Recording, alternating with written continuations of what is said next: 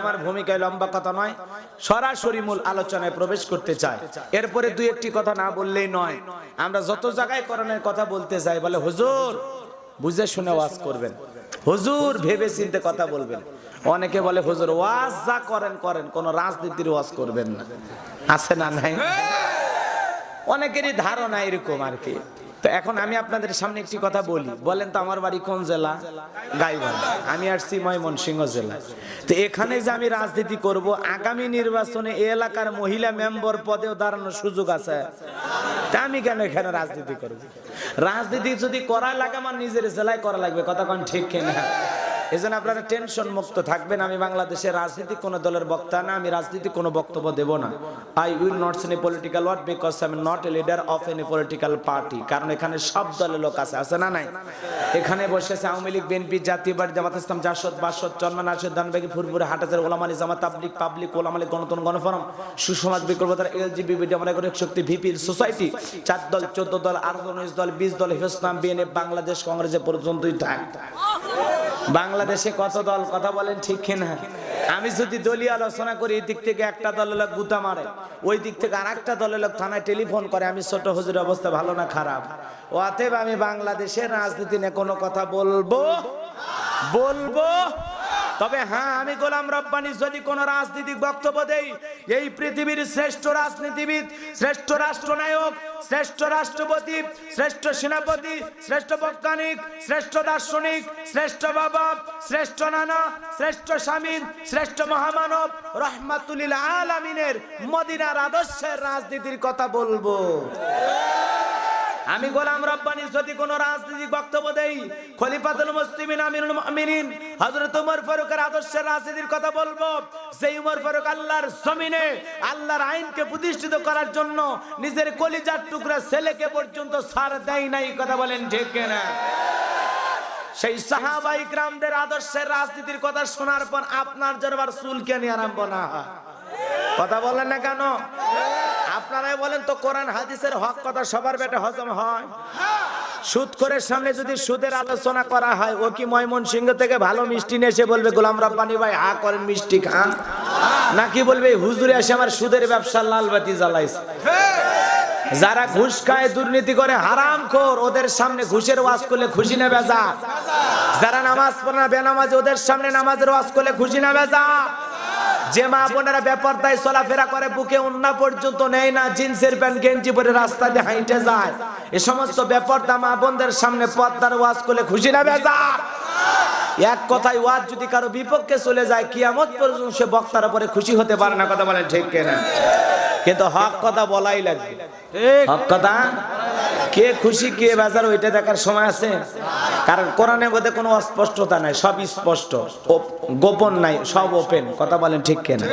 এজন্য আল্লাহ বলেন তিবিয়ান লিকুল্লি শাই, মানব জীবন পরিচালনা করার জন্য রান্নাঘর থেকে পার্লামেন্ট পর্যন্ত যত নিয়ম নীতি দরকার দিয়েছেন বিশ্ব সরকার, কথা বলেন ঠিক কিনা? কোরআনের মধ্যে সব আছে, আপনারা বিশ্বাস করেন তো? ইনশাআল্লাহ সন্দেহ নাই তো? এ কোরআনের মধ্যে কোনো ভুল আছে? মিথ্যা আছে? ধোঁকা আছে? আল্লাহ পাক পুরো পৃথিবীবাসীকে চ্যালেঞ্জ ঘোষণা করে বলেছেন যালিকাল কিতাবুল লা রাইবা ফি, এই কিতাবের মধ্যে কোনো সন্দেহ নাই, কোনো সংশয় নাই, কোনো মিথ্যা নাই, কোনো ধোঁকা নাই। There is no doubt. বলুন আল্লাহু আকবার। হুদাল লিল মুত্তাকিন, মুত্তাকি বান্দাদের জন্য পথ প্রদর্শক হিসেবে, গাইডলাইন হিসেবে আল্লাহ পাক কুরআনুল কারীমকে নাজিল করেছেন। বলেন আল্লাহু আকবার। এই কোরআন আপনার আমার জীবনের সমস্ত সমস্যার সমাধান করে দেবে, কথা বলেন ঠিক কিনা? আল্লাহ বলেন ওয়ানুনাজ্জিলু মিনাল কুরআনি মা হুয়া শিফাউন ওয়া রাহমাতুল লিল মুমিনিন। আল্লাহ রাব্বুল আলামিন জানায় দিলেন মুমিনদের জন্য শিফা হিসাবে, মহা ঔষধি হিসাবে মুমিন জীবনের যত সমস্যা আছে, সমস্যার সমাধান আল্লাহ পাক দিয়েছেন আল কোরআনের ভিতরে, কথা বলেন ঠিক কিনা? মুমিনদের জন্য শিফা হিসাবে আল্লাহ পাক পবিত্র কুরআনুল কারীমকে নাজিল করেছেন। আপনার জীবনের কি কি সমস্যা, কোরআনের কাছে যান, প্রশ্ন করেন, কোরআন আপনার সমস্ত সমস্যার সমাধান করে দেবে, কথা বলেন ঠিক কিনা? সেই কুরআনুল কারীমের কথা আপনারা শোনার জন্য এসেছেন বাজান। বলেন তো কোরআনের কথাগুলো শুনলে লাভ না লস? আরো জোরে বলেন। লাভটাকে আমার আল্লাহ জানায় দিলেন, ওয়াইযা কুরিয়াল কুরআনু ফাসতামিউ লাহু ওয়া আনসিতু লাআল্লাকুম তুরহামুন।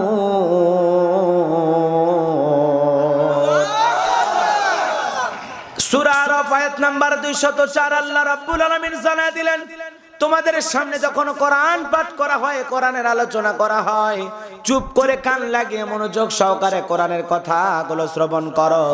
যারা চুপচাপ কোরআনুল কারীমের কথাগুলো শ্রবণ করবে, আল্লাহ রাব্বুল আলামিন জানায় দিলেন তাদের জন্য আল্লাহ রাব্বুল আলামিন আসমান থেকে আল্লাহর রহমত বৃষ্টির মতো নাজিল করবে। বলেন সুবহানাল্লাহ। সম্মানিত ভাইয়েরা আমার, আল্লাহ রাব্বুল আলামিন আরো জানায় দিলেন কোরআন দিয়ে ওয়াজ করলে কাদের লাভ, কাদের উপকার। আল্লাহ রাব্বুল আলামিন বলেন, ওয়াযাক্কির ফাইন্নায যিকরা তানফাউল মুমিনিন।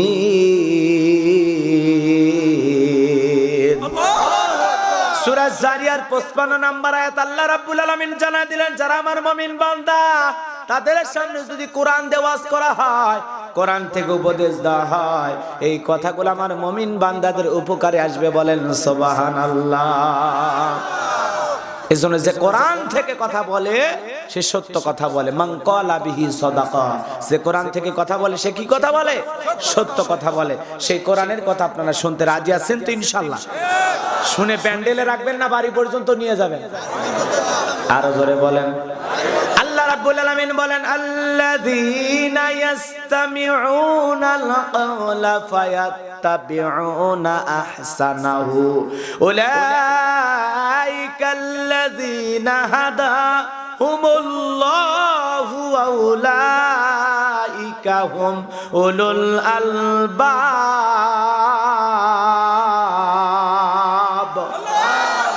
সূরা জুমার আয়াত নাম্বার 18 আল্লাহ রাব্বুল আলামিন জানা দিলেন, খুব মনোযোগ সহকারে কোরআনের কথাগুলো শ্রবণ করো। এখান থেকে যেটা উত্তম কথা, ভালো কথা, সুন্দর কথা, সেইটা নিজেদের জিন্দেগিতে গ্রহণ করো, মেনে নাও। উলাইকাল্লাযীনা হাদাহুমুল্লাহু, যারা কোরআনের উত্তম কথা, ভালো কথা গ্রহণ করে, মেনে নেয়, আমলের নিয়ত করে, আমার আল্লাহ পাক জানায় দিলেন তাদের জন্য আমি আল্লাহ হেদায়েতের রাস্তাটাকে সহজ করে দেব। বলেন সুবহানাল্লাহ। ওয়া উলাইকা হুম উলুল আলবাব, যারা কোরআন থেকে উত্তম কথা, ভালো কথা, সুন্দর কথা গ্রহণ করে, মেনে নেয়, আমার আল্লাহ পাক জানায় দিলেন তারাই হলো বুদ্ধিমান। বলেন সুবহানাল্লাহ। কোরআনের হেদায়েত সবার ভাগ্যে জোটে না, আর যারা হেদায়েত প্রাপ্ত হয় তারাই সফল। কথা বলেন ঠিক কিনা? উলাইকা আলা হুদাম মির রাব্বিহিম ওয়া উলাইকা হুমুল মুফলিহুন।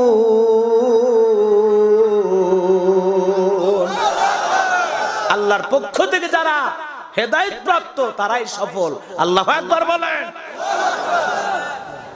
তাহলে কোরআনের কথা শুনে প্যান্ডেলে রাখবেন না বাড়ি পর্যন্ত নিয়ে যাবেন? অনেক লোক আছে ওয়াজও শোনে, আবার প্যান্ডেলের বাহিরে যাইতে না যাইতে সিগারেট টানা শুরু করে।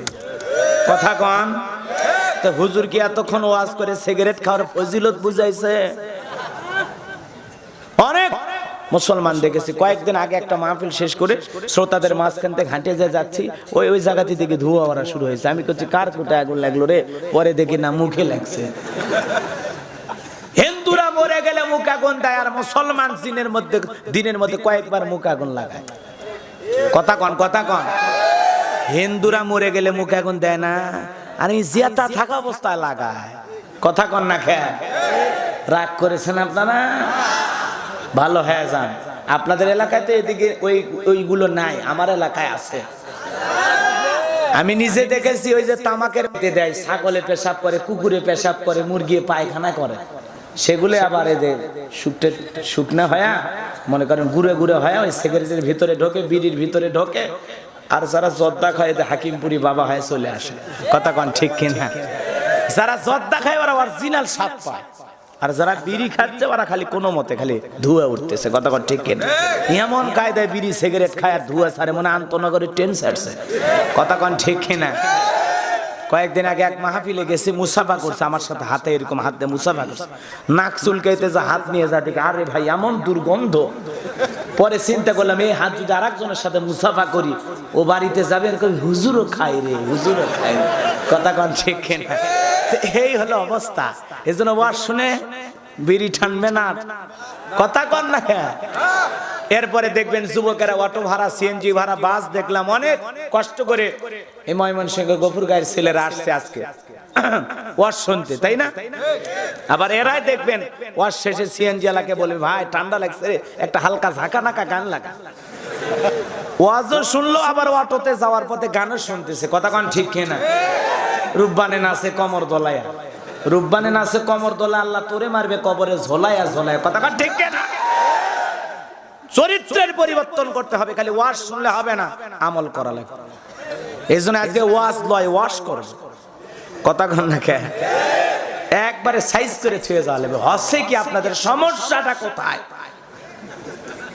কথা কন না কে? সমস্যা বুঝে চিকিৎসা করা লাগবে। এই জন্য রুগীর পরামর্শ অনুযায়ী ঔষধ দিলে কিন্তু বিপদ। এক রুগী এসে ডাক্তারের কাছে তার সমস্যার কথা বলছে, ডাক্তার সাহেব এটা শুনে একটা বড় ট্যাবলেট দিয়েছে, ভাই খান। রুগী বলতেছে, ভাই এত বড় ট্যাবলেট খেতে পারবো না ভাই, ছোট ভাত গলায় আটকায়, এই ট্যাবলেট খেলে তো মরে যাও। তখন বলতেছে, ভাই ঠিক আছে একটা ইনজেকশন করে দে। উরে বাবা, পিপিলিকে কামড় মারলে সহ্য হয় না, আর ইনজেকশন দিলে তো বাঁচবই না। তখন বলতেছে, ভাই তাহলে কি করা যায়, আপনারাই বলেন, কোন রুগীর পরামর্শ অনুযায়ী যদি ডাক্তার চিকিৎসা করে রোগ ভালো হবে? কথা বলেন, রোগ ভালো হবে? ডাক্তার বুঝবে কোন রোগের জন্য, কোন রোগের জন্য ট্যাবলেট দরকার, কোন রোগের জন্য ইনজেকশন দরকার, আর কোনটা কেটে ফেরে সিলাই করে অপারেশন করা লাগবে, এটা ডাক্তার ভালো বোঝে, কথা কোন ঠিক কিনা? এই জন্য আমাদেরকে ওয়াজে নিয়ে এসে কয়, হুজুর এটা বলা যাবে না, ওইটা বলা যাবে না, ইয়ে হইছে সে হইছে। আরে ভাই আপনি এত বোঝেন, তা আমাদের দাওয়াত দেন কেন? এই জন্য ওয়াজ সভাপতি স্যারের মতো হবে না, প্রধান অতিথির মতো হবে না, এলাকার মাহফিল কমিটির মতো হবে না, গোলাম রব্বানির মতো হবে না। আল্লাহর কোরআন যা বলবে গোলাম রব্বানি তাই বলবে, এতে কে খুশি কে বেজার ওইটা দেখার সময় নাই, কথা বলেন ঠিক না?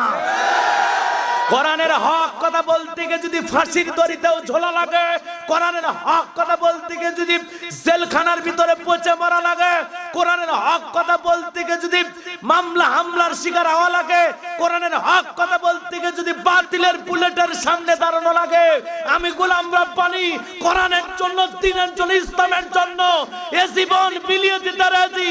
এরপরেও দুনিয়ার কোন রাম বাম নাস্তিক কোন জালেমের কাছে মাথা নত করতে পারে না। মুসলমানেরা কারা, দু হাত তুলে আল্লাহকে দেখা।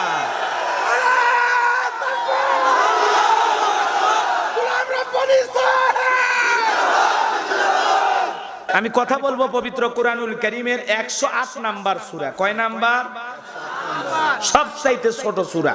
হুজুরও ছোট, সূরাও ধরছি ছোট, বেশি বড় সূরা ধরে আবার বিপদ হয়ে যাবে। ওই জন্য অল্প একটা আলোচনা করবো, যেহেতু রাত্রি আমি আবার বেশিও করব না, সব দিক চিন্তা ভাবনা করে ধরছি। পবিত্র কুরআনুল কারীমের 108 নাম্বার সূরা। কত নাম্বার? 108। মোট আয়াত আছে 3টি। কয়টি? 3টি। রুকু আছে 1টি। বিশ্বনবীর মক্কার জিন্দেগিতে এই সূরাটি নাজিল হয়েছে। সূরাটির নাম আল কাউসার। কি নাম? কাউসার। জোরে বলেন কি নাম? কাউসার। কাউসার। জোরে বলেন কি নাম? কাউসার। এই যে কাউসার বলতেছেন, বললেই 40টা নেকি। আল্লাহু আকবার বলেন। সূরা কাউসার কোরআনুল কারীমের কত নাম্বার সূরা? 108। মোট আয়াত 3টি, রুকু আছে 1টি। সূরাটি মাক্কি না মাদানী? মাক্কি। হিজরতের পূর্বে যে সূরাগুলো নাজিল হয়েছে এই সূরাগুলোকে মাক্কি সূরা বলা হয়, আর হিজরতের পরে যে সূরাগুলো নাজিল হয়েছে এই সূরাগুলোকে মাদানী সূরা বলা হয়। কথা ক্লিয়ার নাকি কষ্ট হচ্ছে? তাহলে সূরার নাম জোরে বলেন, সূরার নাম? আচ্ছা, বারবার এইভাবে বলায় কেন নিচ্ছি, কারণ কি জানেন? আজকে মানুষের ওয়াজ শুনে কিন্তু মনে থাকে না। কাল সকালবেলায় যদি কেউ জিজ্ঞাসা করে, ভাই গোলাম রব্বানি গাইবান্ধা থেকে এসে কি ওয়াজ করলো? কয় সেই ওয়াজ। কি ওয়াজ? আরে সেই ওয়াজ। কি ওয়াজ? আরে ফাটাফাটি ওয়াজ। কি ওয়াজ কয়টা তো মনে নেই, এ কথা কয় লাভ আছে? এজন্য কি ওয়াজ করতেছে এটা বোঝা লাগে। ভোলা জেলায় ওয়াজ চলতেছে 14 দিন ব্যাপী তাফসীর লোকানো মাহফিল। কয় দিন? 14 দিন ব্যাপী এক বক্তা এসে সূরা ইউসুফের তাফসীর করছে 14 দিন। এরপরে এক শ্রোতা এরকম মঞ্চের খুঁটি ধরে যায় না, বক্তা জিজ্ঞাসা করছে, ভাই কেন যান না? কয় হুজুর আপনি যে 14 দিন ওয়াজ করলেন, মাঝে মাঝে ইউসুফের পাশাপাশি জোলেখার নাম নিয়েছেন, আমি এখনো বুঝিনি এই জোলেখা লেডিস না জন্ডিস, পুরুষ না মহিলা। তো এরকম শুনলে হবে? বুঝে শুনে শোনা লাগবে। কোন সূরা? কাউসার। জবান ছেড়ে সবাই একটু তিলাওয়াত করেন, আউযু বিল্লাহি মিনাশ শাইতানির রাজিম, বিসমিল্লাহির রাহমানির রহিম। আল্লাহু আকবার। বিতাড়িত মুদ্রা শয়তানের কাছ থেকে আল্লাহর কাছে আশ্রয় প্রার্থনা চাচ্ছি। পরম করুণাময় অসীম দয়ালু আল্লাহর নামে শুরু করছি। আমরা যে কোনো কাজ শুরু করব কার নামে? আল্লাহ। আরো জোরে বলেন আল্লাহ। যে কোনো কাজ যদি আল্লাহ তাআলার নামে শুরু করা হয় ওই কাজের রহমত বরকত আছে না নাই? বিসমিল্লাহ লিখতে অনিশ্চয় রয়েছে। কোন বান্দা যদি নিয়মিত বিসমিল্লাহ আমল করে জাহান্নামের 19 জন দারোগা ফেরেশতার হাত থেকে আল্লাহ পাক তাকে মুক্তি দেবে। বলেন আল্লাহু আকবার। আর যে কোনো কাজের শুরুতে যদি আল্লাহ তাআলার নাম নেওয়া হয় ওই কাজে বরকত আছে না না? বিসমিল্লাহর কত সব, বিসমিল্লাহ বলে কত লাভ, বিসমিল্লাহর কত ফজিলত। এই ওয়াজি যদি করা হয় 2 ঘন্টাও শেষ হবে না।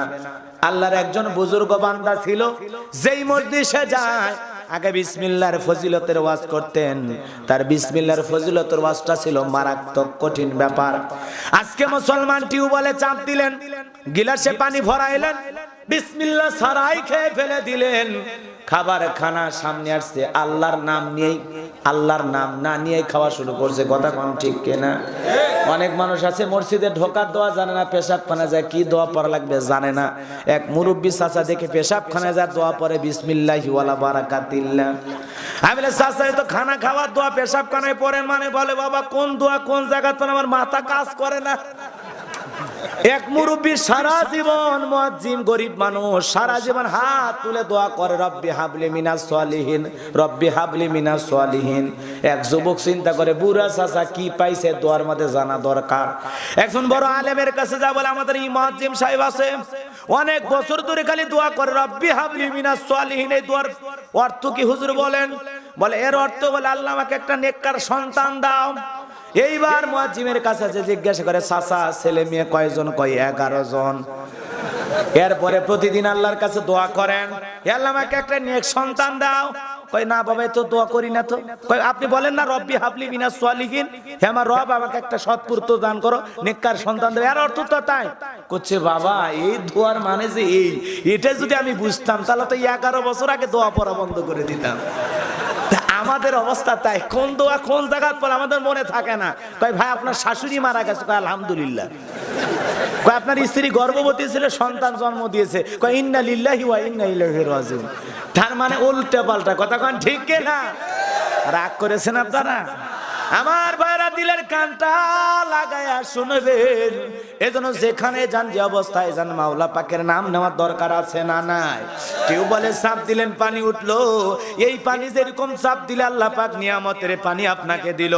যদি মনে করেন প্রতি মাসে যেই পরিমাণে পানি ব্যবহার করেন, পানি খরচ করেন, ওই পরিমাণে পানি যদি হিমালয় পর্বত থেকে এনে খাওয়া লাগতো অথবা দোকান থেকে কিনে কিনে খাওয়া লাগতো, তাহলে পানিটা কত বড় নিয়ামত আপনি বুঝতে পারতেন। সুবহানাল্লাহ বলেন। আল্লাহর সেই বুজুর্গ গোলাম যেই মসজিদে যায় বিসমিল্লাহর ওয়াজ করেন, বিসমিল্লাহর ওয়াজ করতে করতে একদিন ওয়াজ করতে গেলেন, এক জায়গায় ওয়াজ করতে গেলেন। ওই জায়গায় মহিলা প্যান্ডেলে বসা ছিলেন একটা হিন্দু মেয়ে। কি মেয়ে? মহিলা প্যান্ডেল আপনাদের এখানে আছে না নাই? ওই মহিলা প্যান্ডেলে বসা একটা হিন্দু মেয়ে বাজান। অনেক জায়গায় গেলে দেখবেন আজকে হিন্দু দাদা বাড়ির ওয়াজ শোনে। গতকালকের আগের দিন আমি মাহফিল করলাম আপনার ঢাকা নবাবগঞ্জ। কয়েকটা হিন্দু ছেলে এসে বলতেছে হুজুর আমরা আপনার ওয়াজ শুনি, আলহামদুলিল্লাহ কম। এইভাবে দেখবেন বাংলাদেশের অনেক জেলাতে হিন্দু ভদ্রলোকেরা এসে ওয়াজ শুনে। কথা কন ঠিক কিনা? আমি ভারতে গেছি, হাজার হাজার হিন্দুরা আমাদের মাহফিলে এসে ওয়াজ শোনে, সেলফি তোলে, কাছে আসে। আলহামদুলিল্লাহ হিন্দুরা ওয়াজ শুনতে আসে না? ভাইরা আমার দিলের কানটা লাগায় শুনবেন। এইবার মহিলা প্যান্ডেলে বসা মেয়েটা যখন সৃষ্টিকর্তার পরিচয় জানতে পারলেন, ইসলাম শান্তির ধর্ম এটা যখন বুঝতে পারলেন যে আল্লাহর কাছে একমাত্র মনোনীত ধর্মের নাম ইসলাম, ইন্নাদ-দীনা ইনদাল্লাহিল ইসলাম, নিঃসন্দেহে আল্লাহর কাছে শুধুমাত্র কেবলমাত্র একমাত্র মনোনীত ধর্মের নাম কি? ইসলাম। কথা বলেন ভাইরা আমার। এইটা জানার পরে মেয়েটা বিসমিল্লাহর ফজিলতের ওয়াজ শোনার পরে এতটা দিল নরম হয়ে গেল, মহিলা প্যান্ডেলে থাকা অবস্থায় মেয়েটা কালেমা পড়ে মুসলমান হয়ে গেল। এইবার মেয়েটা মুসলমান হয়ে যখন বাড়িতে চলে গেল, উঠতে বসতে বিসমিল্লাহ পড়ে, বিসমিল্লাহ ছাড়া কোনো কাজই করে না। এইবার মেয়েটার মা একদিন মেয়েটা যখন বিসমিল্লাহ পড়তেছে, আওয়াজ মেয়েটার মায়ের কানে যখন চলে গেল, ডেকে বলে, মা কি ব্যাপার, তুই কি যেন তিলাওয়াত করলি? মেয়েটা ডেকে বলে, মা মুসলমান হয় যারা মিথ্যা কথা বলে না তারা, আমি গত কয়েকদিন আগে কালেমা পড়ে মুসলমান হয়ে গেছি, আর আমি কিছু সময় পড়বে বিসমিল্লাহির রহমানির রহিম তিলাওয়াত করেছি।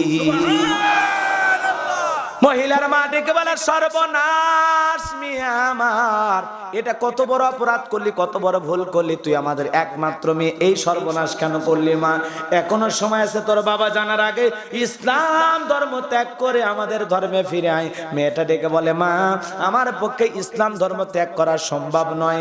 এই কথা শোনার পর এতই বুঝলেন, মেয়েটা কোনো বুঝ মানে না। রাতের বেলায় যখন স্বামী চলে এসেছে, ডেকে বলে, স্বামী গো সর্বনাশ হয়ে গেছে, আমাদের একমাত্র মেয়ে কালেমা পড়ে মুসলমান হয়ে গেছে। বলে, তাই নাকি? বলে, হ্যাঁ। ঠিক আছে, আমার মেয়েটাকে ডাক দাও। মেয়েটাকে ডেকে বলে, মা গাড়ি বাড়ি টাকা পয়সা সম্পদ যা দেখো সব তোমার জন্য দুনিয়াতে করছি, মা তুমি ছাড়া তো আমাদের আশা ভরসার আর কোনো জায়গা নাই, বিদায় তুমি ছোট মানুষ ভুল করেছো, ইসলাম ধর্ম ত্যাগ করে আবারও বাপ দাদার ধর্মে ফিরে আসো। মেয়েটা ডেকে বলে, বাবা আমাকে সম্পদের লোভ দেখা কোনো লাভ নাই, আমি মেয়ে ইসলাম ধর্ম ত্যাগ করতে পারবো না। আল্লাহু আকবার।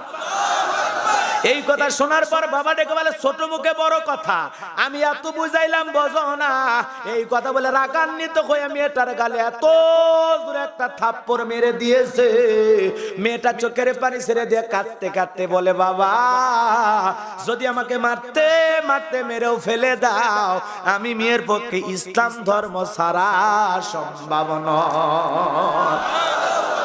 মেয়েটা কাঁদতে কাঁদতে নিজের ঘরে চলে গেল। স্বামী আর স্ত্রী দুইজন মিলে ষড়যন্ত্র করে, না যদি মেয়েটাকে মারধর করি, মানুষজন জিজ্ঞাসা করে মেয়েটাকে কেন মারো, কি অপরাধ, কি জিজ্ঞাসা কি উত্তর দিবা আমি জানি না।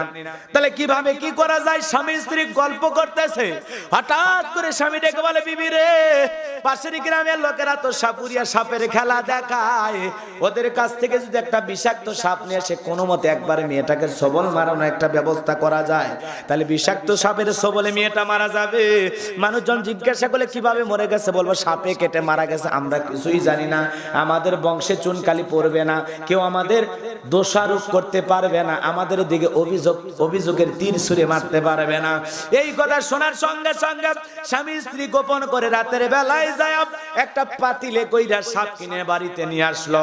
এইবার পরের দিন সকালবেলা ডেকে বলে, স্বামী তুমি তোমার কাজের সন্ধানে যাও, আর মেয়েটাকে কিভাবে পাতিলে হাত ঢুকানো লাগবে ওই ব্যবস্থা আমি করব, তুমি নিঃসন্দেহে চলে যাও, কোনো চিন্তা করার কোনো কারণ নাই। এইবার স্বামী যখন চলে গেল, মেয়েটার মা মেয়েটাকে ডাক দিয়ে বলে, মা এই দিকে আয়, এই দিকে আয়, গতকাল রাত্রিতে বাবা থাপ্পড় মেরেছে, এজন্য মন খারাপ করেছো, মন খারাপ করো না মা, তোমার বাবা আর আমি তোমারে কত ভালোবাসি তুমি জানো না। ও মা ওই যে পাতিলটা দেখা যায়, ওই পাতিলের ভিতরে তোমার জন্য একটা স্বর্ণের হার রাখা আছে, মা যাও না যাও, ওই পাতিল থেকে স্বর্ণের হারটা পরে আসো, দেখি তো স্বর্ণের হার পরার পরে তোমারে কত সুন্দর দেখা যায়। মেয়েটা মায়ের কথা বিশ্বাস করে এক পা দুপা করে পাতিলের কাছাকাছি চলে গেল। এইবার পাতিলে হাতটা ঢোকাবে, আসলে পাতিলের ভিতরে স্বর্ণের হার নাকি বিষাক্ত সাপ। মেয়েটা কি করে আপনারা শুনবেন, কারা কারা শুনবেন দুহাত তুলে দেখান, লিল্লাহি তাকবীর, হাত নামা। বিসমিল্লাহর ফজিলতের ওয়াজ করব, তাহলে বাকি আলোচনা কখন করব, সামনে যাওয়ার দরকার আছে না নাই? মনে থাকবে না? কষ্ট পাচ্ছেন আপনারা? একটা কথাও বাকি থাকবে না, সব ক্লিয়ার করে দেবো ইনশাআল্লাহ। সারা রাত হইব, আহা মোশান আছে, মানুষ ছোট হোক মোশান আছে, সারা রাত চলবো। কোন সূরা? কাউসার। জবান ছেড়ে সবাই একটু তিলাওয়াত করুন। ইন্না আ'তাইনাকাল কাউসার ফাসাল্লি লিরাব্বিকা ওয়ানহার ইন্না শানিয়াকা হুয়াল আবতার। আল্লাহু আকবার। এই যে কোরআনের এক ছোট্ট একটা সূরা, এর মধ্যে আকর্ষণ মজা আছে না নাই?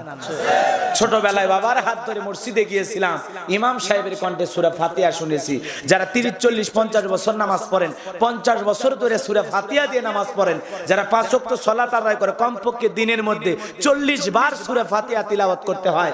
এরপরে কি আপনার এরকম মনে হয়েছে যে সূরা ফাতিহা পড়তে আর ভালো লাগে না, বিরক্ত লাগে, কাল থেকে সূরা ইখলাস দিয়ে শুরু করব, এরকম মনে হয়েছে?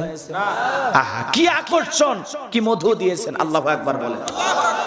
আল্লাহ পাক পৃথিবীতে অনেক নবীকে মজেজা দিয়েছেন, নবীও চলে গেছে, মজেজাও চলে গেছে, কিন্তু বিশ্ব নবীকে আল্লাহ এমন একটি মজেজার কিতাব কুরআনুল কারীম দিয়েছেন, কিয়ামত পর্যন্ত এর মজেজা কমবে না। বলেন সুবহানাল্লাহ।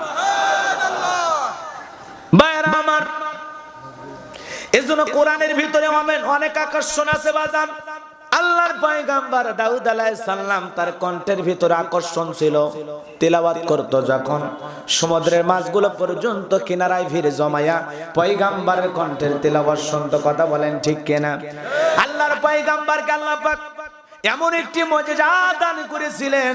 দাউদ আলাইহিস সালাম যখন লোহাগুলো হাতের মধ্যে নিতেন, লোহাগুলো মমের মতো, পানির মতো গলে যেত। পয়গম্বর লোহাগুলো গলায়া গলায়া দাউ কুরাল বটি বানায়া বাজারে বিক্রি করত। বলেন আল্লাহু আকবার। আজকেও লোহা আছে, হাত দিয়ে ধরলে আর গলে না। তার মানে নবী দাউদ আলাইহিস সালাম চলে গেছেন, তার মুজিজাও চলে গেছে। আল্লাহ পাক মুসা আলাইহিস সালামকে মুজিজা দান করেছেন, লাঠি ফেলাইলে সাপ হয়। আজকে পৃথিবীতে লাঠি আছে, ফেলাইলে আর সাপ হয় না। তার মানে মুসা নবী চলে গেছেন, মুজিজাও চলে গেছেন। ঈসা আলাইহিস সালামকে আল্লাহ পাক মুজিজা দিয়েছিলেন, অন্ধ ব্যক্তির চোখে হাত বোলাইলে আলো ফিরে পাইতো, কুষ্ঠ রোগীকে ধরলে ভালো হয়ে যেত, মৃত ব্যক্তির কবরের পাশে দাঁড়ায় কুম বিইজনিল্লাহ বললে মৃত ব্যক্তি উঠে দাঁড়ায় যেত। আল্লাহর পয়গম্বরকে আল্লাহ পাক অনেকগুলো মুজিজা দিয়েছিলেন। হরিণী জবাই করে গোশত রান্না করে খায়, এরপরে হাড়গুলো এক জায়গায় রাখে, যখন বলতো কুম বিইজনিল্লাহ, হরিণটা জ্যান্ত হয়ে জঙ্গলের ভিতরে দৌড়ে যাইতো। সুবহানাল্লাহ। আজকে পৃথিবীতে মৃত মানুষ আছে, কবরের পাশে দাঁড়ায়া চিল্লাইলে আর ওঠে না। তার মানে ঈসা আলাইহিস সালাম চলে গেছেন, মুজিজাও চলে গেছেন। কিন্তু আল্লাহ পাক বিশ্বনবীকে এমন একটি মুজিজা, এমন একটি সুন্দর কিতাব দান করেছেন, যেই কিতাবের আকর্ষণ, যেই কিতাবের মজা কোনোদিন শেষ হবে না। বলেন সুবহানাল্লাহ। এই কোরআনুল কারীমের তেলাওয়াত, যার কণ্ঠ যত ভালো, তার কণ্ঠ দিয়ে শুনতে তত মজা লাগে। কথা বলেন ঠিক কিনা? এই কোরআন যদি আপনি সুন্দর করে তেলাওয়াত করেন, কারি সাহেবরা যেভাবে তেলাওয়াত করেন, সুন্দর করে তেলাওয়াত করে, আছে না? সুন্দর করে যদি তেলাওয়াত করা হয় টেনে টেনে, ইন্না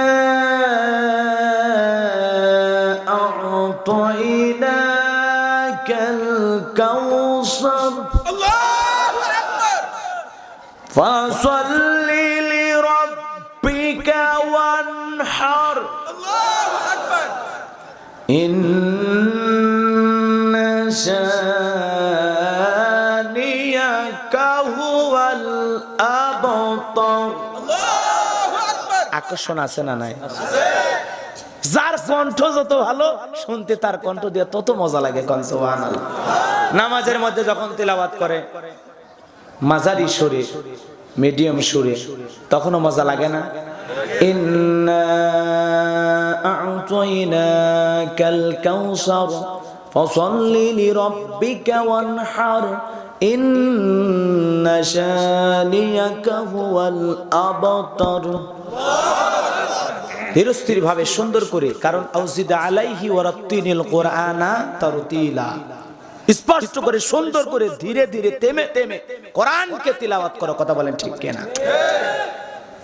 আজকে কত মানুষ কোরআন তিলাওয়াত করে, মাথায় খেলে না। বিশেষ করে মহিলারা কিভাবে যে কোরআনটা তিলাওয়াত করে, মাথায় খেলে না। কয় আউযু বিল্লাহি, আছেন আলিফ লাম মিম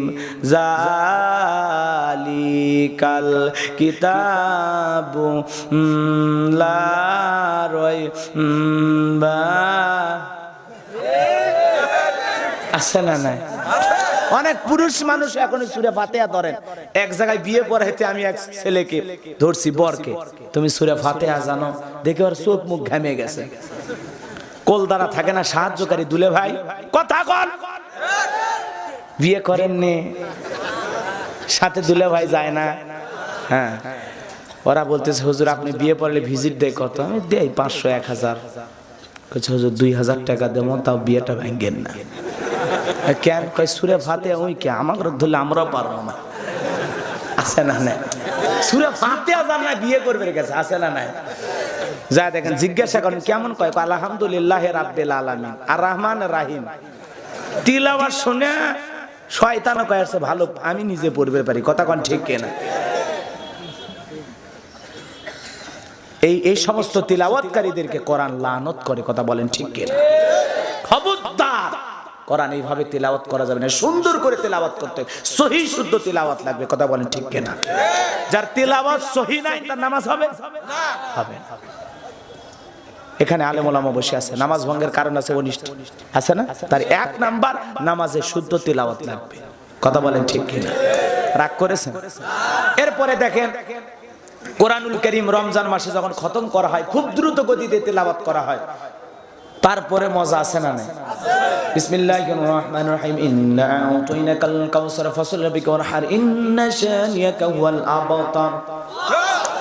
আকর্ষণ কমে না, জোরে পড়লেও মজা লাগে, আস্তে আস্তে পড়লেও মজা লাগে, তাড়াহুড়া করে তড়িৎ গতিতে পড়লেও মজা লাগে, কথা কোন ঠিক কিনা?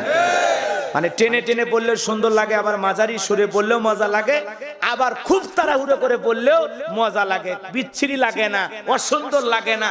যেমনি কোরআন পড়েন তেমনি সুন্দর লাগে। আল্লাহু আকবার বলেন ভাইয়েরা আমার। আর এই যুবকে আমার দিক তাকাও, একটা গান 3 দিন 4 দিন 1 সপ্তাহ 1 মাস পর আর ভাল লাগে না, 1 বছর শোনার পর আর ভাল লাগবে না, একটা গান 500 বার 1000 বার শোনার পর আর ভাল লাগবে না। কিন্তু কোরআন কোটি বার শুনলে বিরক্ত হবে কেউ না। শিল্পী বের হয় কি গান কয়, কয় বন্ধু 3 দিন তোর বাড়িতে গেলাম দেখা পাইলাম না। মানুষ চিন্তা করে 3 দিন যায় দেখা হয় না, ওই বাটপারের সাথে সম্পর্ক রাখলে গাড়ি ভাড়া দিতে দিতে জীবন শেষ হয়ে যাবে, কথা কোন ঠিক কিনা?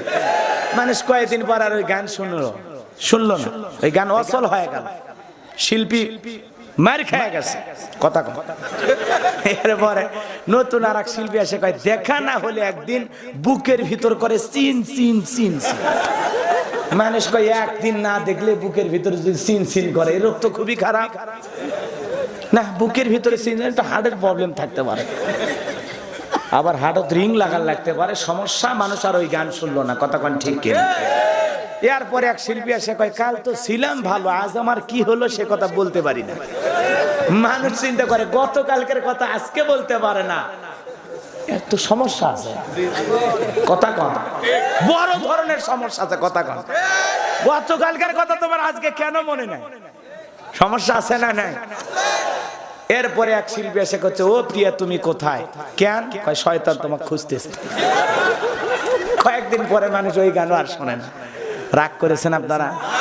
এক একটা শিল্পী আসে এক একটা গান নামায়, 2 দিন 4 দিন মার্কেটে চলে, এরপরে মানুষ আর শোনে না, কথা কোন ঠিক কিনা? এখন তাউল বাউল শিল্পী, এগুলো শিল্পীর কোনো লাইন ঘাট নেই, বুঝছেন? আগেকার গানের তাও 2-1টা লাইন মানুষ বুঝছে, যে হাইরে মানুষ রঙিন ফানুষ দম ফুরাইলে ঠুস, বুঝছে? তেল গেলে ফুরাইয়া বাতি যায় নিভিয়া, কথা ঠিক। তেল না থাকলে বাতি জ্বলবি, এইভাবে মানুষ আগে তা 2-1টা গান, পরের জায়গা পরের জমি ঘর বানায় আমি রই, আমি তো সেই ঘরের মালিক নই।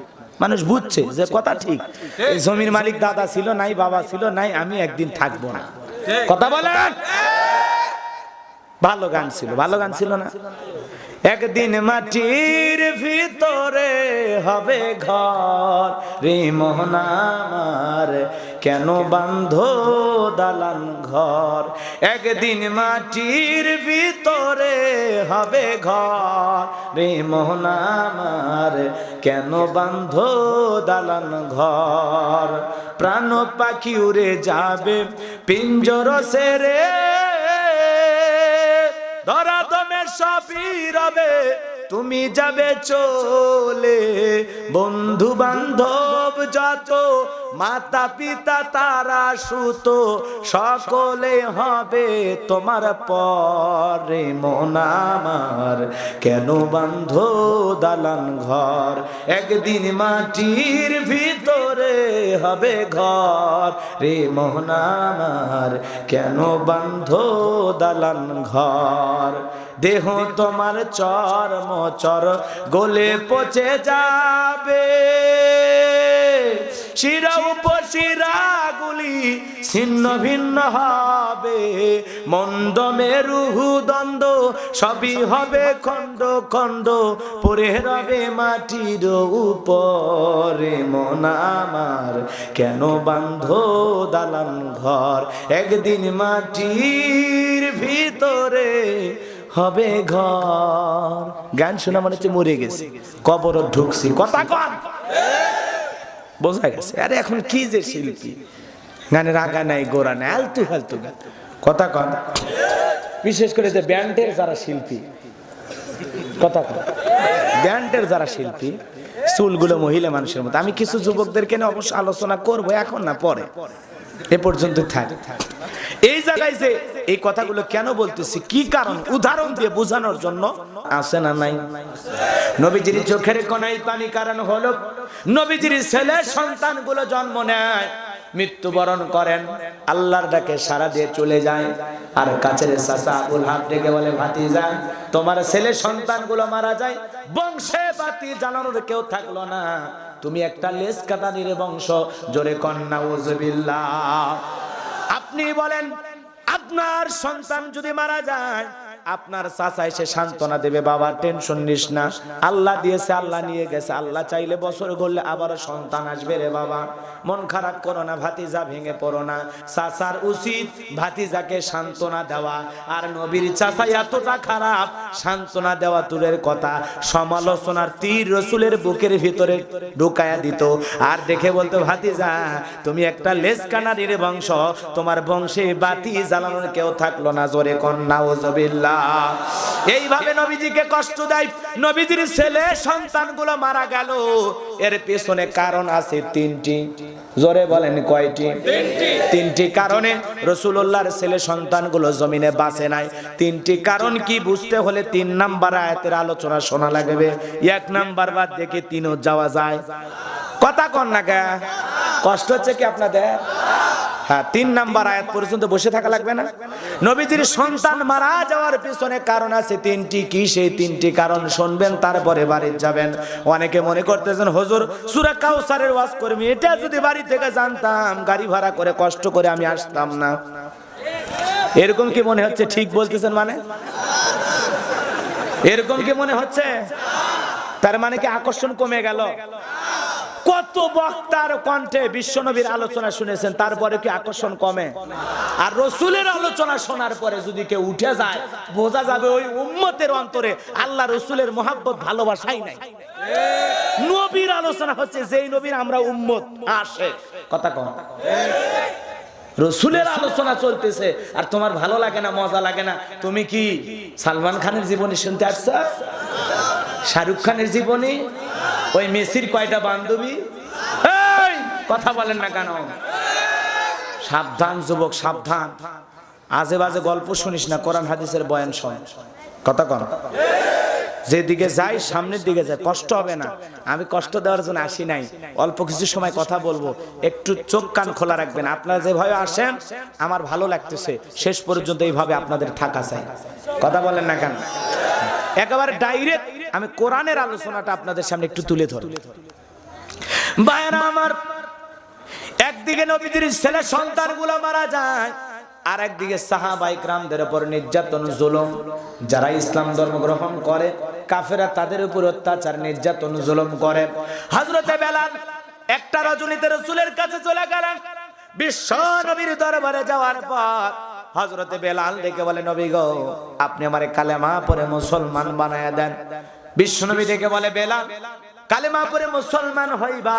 ডেকে বলে, হ্যাঁ নবী, শুনেছি আপনি নতুন ধর্মের দাওয়াত দেন, এজন্য আমি বেলাল, আমার জীবনের কোনো দাম নাই, এজন্য আপনার কাছে কালেমা পড়ে মুসলমান হতে চাই। বিশ্ব নবী ডেকে বলে, বেলাল কালেমা পড়ে মুসলমান হয়ে যাও, আমার তাতে কোনো আপত্তি নাই। তবে এখন ইসলামের অবস্থা খুব একটা ভালো না। ঈমান আনার পরে কথাগুলো গোপন রাখা লাগবে। তুমি যে মুসলমান হয়েছো আপাতত এই কথা প্রকাশ করা যাবে না। হযরত বেলালকে বিশ্বনবী কালেমা পড়ে মুসলমান বানায়া দিলেন। হযরত বেলাল রাসূলুল্লাহর চেহারার দিকে তাকায় বলে, নবী গো, এত সুন্দর চেহারা মানুষের হয় জীবনে কোনোদিন দেখি নাই, আপনাকেই দেখলাম প্রথম। সুবহানাল্লাহ। আমার রাসূলের চেহারা এত সুন্দর ছিল। হযরত জাবের রাদিয়াল্লাহু তাআলা আনহু বলেন, একদিন চাঁদনি রাতে রাসূলের বাড়িতে গেলাম। সেই দিন দেখি চাঁদ উঠেছে দুইটা, একটা হলো আসমানে আর একটা হলো জমিনে। আমি আসমানের চাঁদের দিকে একবার তাকাই, জমিনের চাঁদের দিকে একবার তাকাই। হযরতে জাবের রাদিয়াল্লাহু তাআলা আনহু বলেন, আসমানের চাঁদের তুলনায় জমিনের চাঁদটাকেই বেশি সুন্দর মনে হয়। আর জমিনের চাঁদটাই হলো আপনার আমার রাসূল মুহাম্মদ রাসূলুল্লাহ সাল্লাল্লাহু আলাইহি সাল্লাম। আল্লাহু আকবার। আমার রাসূলের চেহারা এত সুন্দর ছিল, আম্মা জান আয়েশা ডেকে বলেন, ও দুনিয়ার মানুষ, তোমাদেরও সূর্য আছে, আমি আয়েশারও সূর্য আছে। তোমাদের সূর্য দিনের বেলায় উদয় হয় আর আমি আয়েশার সূর্য রাতের বেলায় উদয় হয়। আম্মা জান আয়েশা একদিন সেলাইয়ের কাজ করতেছেন, হাত থেকে সুইটা পড়ে গেছে, ল্যাম্পে তেল ছিল না, বাতি জ্বালায় খুঁজতেও পারলেন না। আম্মা জান চুপচাপ বসে থাকলেন।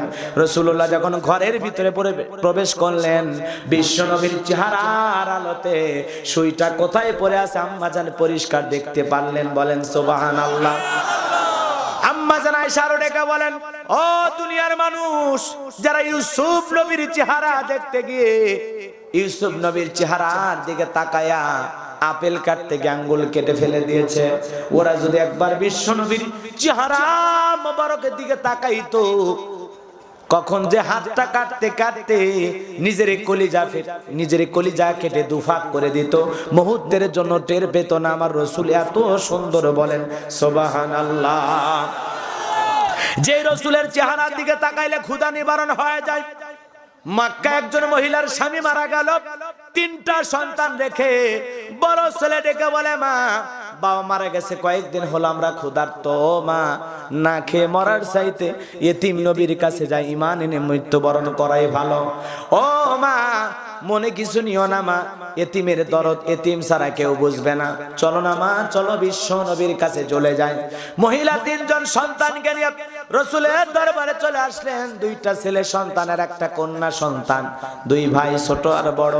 বিশ্ব নবীর চেহারা মোবারকের দিকে তাকাইয়া বড় ভাই ছোট ভাইকে ডেকে বলে, ভাই, এই কেমন মানুষের চেহারা দেখলাম, কয়েকদিন ধরে ক্ষুধার্ত, পেটে খাবার ছিল না, কিন্তু এই মানুষটার চেহারা দেখার পরে মনে হচ্ছে কিছু সময় আগেই যেন কি খাইলাম, আমার পেটটা ভরে গেছে। বড় ভাই যখন বলে, ছোট ভাই ডেকে বলে, ভাই, আমারও একই অবস্থা, আমারও মনে হচ্ছে কেমন মানুষের চেহারার দিকে তাকাইলাম, যেই মানুষের চেহারার দিকে তাকাই আমার ক্ষুধা নিবারণ হয়ে গেছে। সুবহানাল্লাহ। সাহাবীরা যখন বাড়িতে খাবার থাকতো না, রাসূলের চেহারার দিকে তাকাইয়া ক্ষুধা ভুলে থাকতেন। সুবহানাল্লাহ। আমার রাসূল এতটাই সুন্দর ছিলেন, পৃথিবীর সবচেয়ে সুন্দর মানুষ, যেটাকে হ্যাঁ বলেছেন পৃথিবীবাসীর জন্য আল্লাহ হালালে পরিণত করে দিয়েছেন, যেটাকে না বলেছেন পৃথিবীবাসীর জন্য আল্লাহ পাক সেটাকে হারামে পরিণত করে দিয়েছেন। জমিনে পা তুললে ওই পা আল্লাহর আরশে আজিম পর্যন্ত পৌঁছে যায়। সুবহানাল্লাহ বলেন। আসমানের চাঁদের দিকে শাহাদত আঙ্গুলি দ্বারা ইশারা করলে চাঁদ 2 টুকরো হয়ে যায়। সুবহানাল্লাহ বলেন। আমার ভাইয়েরা, রাসূলকে আল্লাহ পাক হাজার হাজার মর্যাদা দান করেছেন। যেই ছাগলের স্তনে দুধ হয় না, হাত লাগাইলে দুধে স্তন পরিপূর্ণ হয়ে যায়। কোন সুবহানাল্লাহ। আমার ভাইয়েরা, সেই বিশ্বনবী মুহাম্মদ রাসূলুল্লাহ সাল্লাল্লাহু আলাইহি সাল্লামের কাছে হযরতে বেলাল কালেমা পড়ে মুসলমান হয়ে চলে গেলেন। আমার ভাইয়েরা, বিশ্বনবী বলে, বেলাল, আপাতত কালেমার কথা গোপন রাখো। হযরতে বেলাল ডেকে বলে, নবী গো, আমার মনিবের কাছে একদিন আমার উটদুম্বা ছাগলের পেশাব পায়খানার ঘরে, গোয়াল ঘরে থাকতে কষ্ট হয়, এজন্য মনিবকে ডেকে বলেছিলাম, উটদুম্বা ছাগল পেশাব করে দেয়, থাকতে কষ্ট, আমার জন্য ভালো একটা রুমের ব্যবস্থা করে দেন।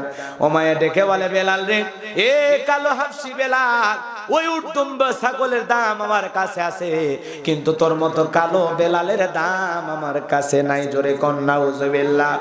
ও নবী, বেলালের জীবনের দাম নাই, আর কালেমা প্রকাশ করলে কি হবে? এই কথা বলে হযরতে বেলাল রাসূলের দরবার থেকে চলে গেলেন। যায়া রাসূলের দরবার থেকে যে সবক পেয়েছেন, সর্বদাই উঠতে বসতে খালি কালেমার জিকির করে বেলাল। সুবহানাল্লাহ বলেন।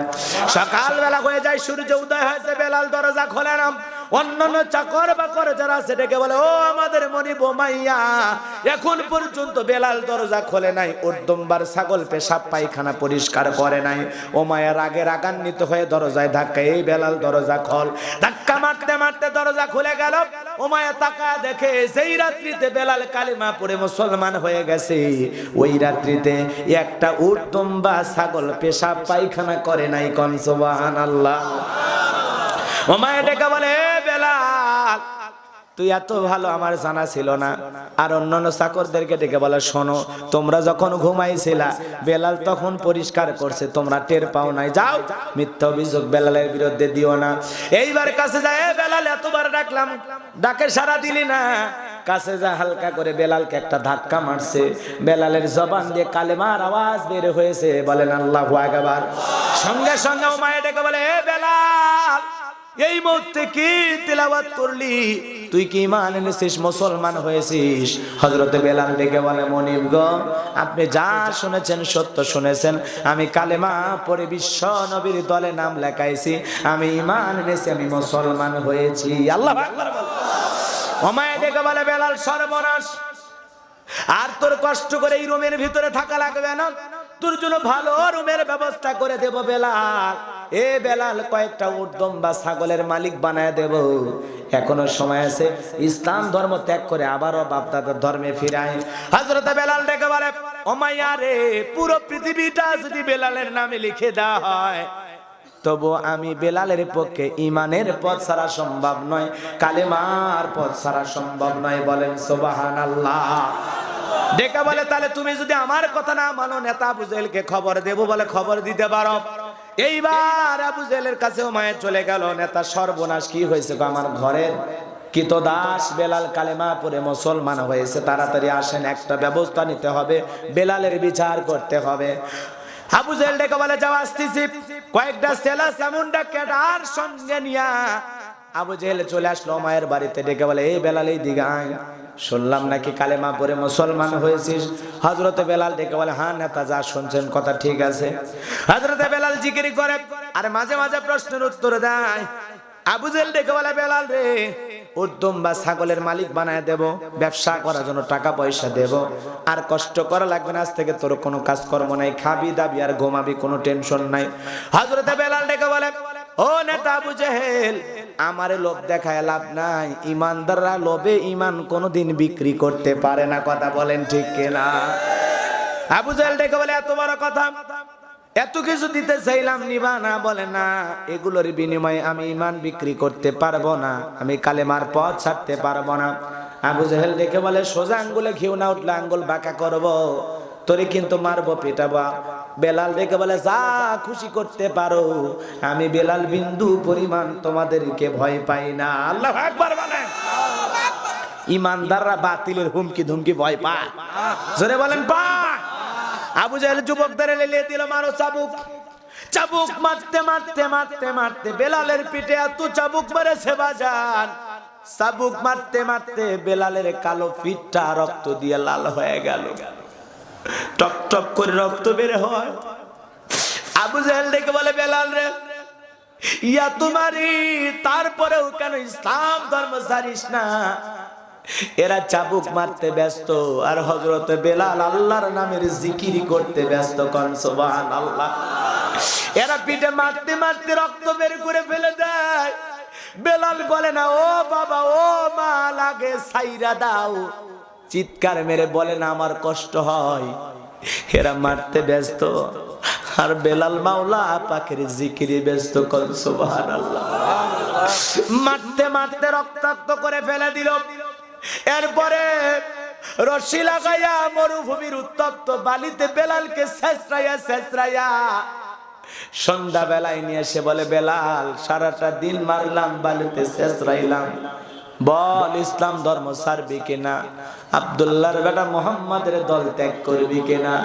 বেলাল ডেকে বলে, আবু জেহেল রে, শত নির্যাতন কষ্ট দিয়া আমি বেলালের মুখ থেকে কালেমা ছড়াইতে পারবা না। আমি বেলাল জীবন দিতে রাজি, কিন্তু ঈমান ছাড়তে রাজি নাই। সুবহানাল্লাহ। আবু জেহেল এইবার যুবকদেরকে বলে, যাও ওই ঘরের ভিতরে বেলালকে রাখো, আর বড় একটা পাথর সবাই মিলে দইরা বেলালের বুকের উপরে চাপায়া দাও, সকালবেলা দেখবা বেলাল মারা গেছে। হযরতে বেলালের বুকে পাথর চাপায়া দা ঘরের দরজা বন্ধ করে দেওয়া হলো। হযরতে বেলাল জিকির করতে বড় কষ্ট হয়, সঙ্গে সঙ্গে আল্লাহর কাছে ডেকে বলে, আল্লাহ তুমি তো সেই আল্লাহ যে আল্লাহ ইব্রাহিমের জন্য নমরুদের অগ্নিকুণ্ড ফুলের বাগান বানায় দিছো, তুমি কি পারো না আল্লাহ? বেলালের বুকের উপরে পাথর থাকার কারণে তোমার মতো মালিকের জিকির করতে কষ্ট হয়। ও আল্লাহ, তুমি কি পারো না বেলালের বুকের পাথরটাকে তুলার মতো নরম বানায় দিতে? বেলাল দোয়া করতে দেরি আসমানের মালিক আল্লাহ দোয়া কবুল করতে দেরি করে নাই, সঙ্গে সঙ্গে বেলালের বুকের পাথরটাকে আল্লাহ পাক তুলার মতো নরম বানায় দিয়েছে। কোন সুবহানাল্লাহ। এই আশিকে রাসূল বেলাল মদিনার অলিতে মক্কার অলিতে গলিতে যখন রাসূলুল্লাহ পথ চলতেন, হযরতে বেলাল একবার ডানে যায় একবার বামে যায়। নবী ডেকে বলে, বেলাল একবার ডানে যাও আর একবার বামে যাও বুঝি না? হযরতে বেলাল ডেকে বলে, নবী গো, আমি ডান দিকে যাই মনে করি কাফিররা যদি ডান দিকে আপনাকে তীর নিক্ষেপ করে, ওই তীরটা যেন সর্বপ্রথম আমি বেলালের বুকে লাগে। ও নবী, আমি বামে যাই, মাঝে মাঝে মনে করি আপনি নতুন ধর্মের দাওয়াত দান, ইসলামের প্রচার প্রসার করেন, অনেক কাফের আপনাকে মারার জন্য ষড়যন্ত্র করে, বাম থেকে যদি তীরটা নিক্ষেপ করে, ওই তীরটা যেন সর্বপ্রথম আমি বেলালের বুকের ভিতরে লাগে, কারণ আমি বেলাল মারা গেলে ইসলামের ক্ষতি হবে না, আর আপনি নবী মারা গেলে ইসলাম দাঁড়াইতে পারবে না, ইসলাম সামনের দিকে যাবে না। বলেন আল্লাহু আকবার।